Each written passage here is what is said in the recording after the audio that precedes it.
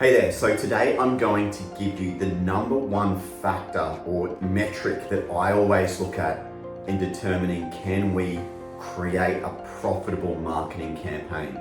So obviously there's a number of different things that we can measure along the way, and I'm going to give you some of the key things of those. But where we're going with this video today is that number one key factor that if you can get this right, then it's very, very easy to get scalable marketing campaigns in place. So let's dive in, let's talk through this. So firstly, some things that you're probably already tracking, but if you aren't, you should be doing this anyway, is your lead cost.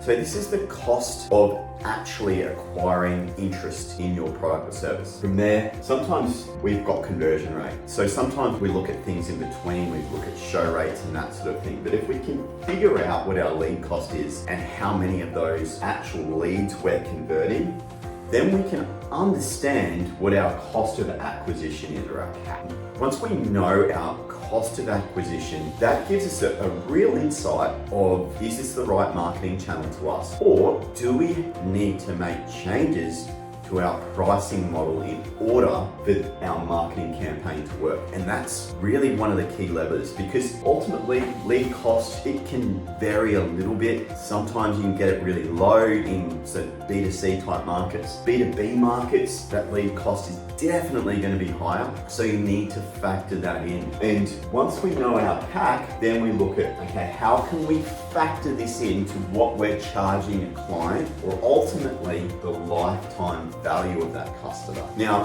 why don't I put a slash there? It depends on your business.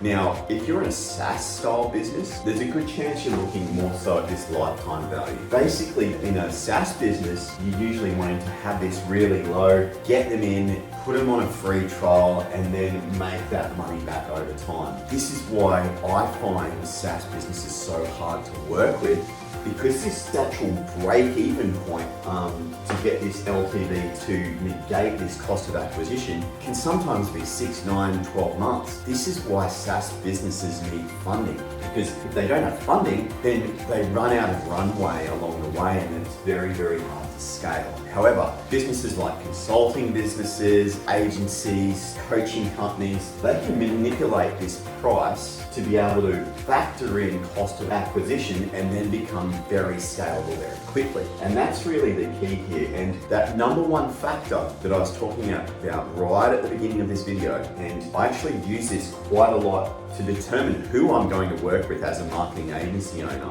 Because I know if they don't have this in place, then it's very hard to work with them, because I know it's going to take them a lot of time to get an ROI. And that number one factor is the first 30-day value of a customer. So let's unpack what that is. If I know that I'm converting 10% of my leads at a lead cost of $100. My cost of acquisition is $1,000. Therefore, if I know that it's going to cost me $1,000 to acquire a customer, I need to factor that in. So instead of say $10,000, I'll charge $11,000 instead.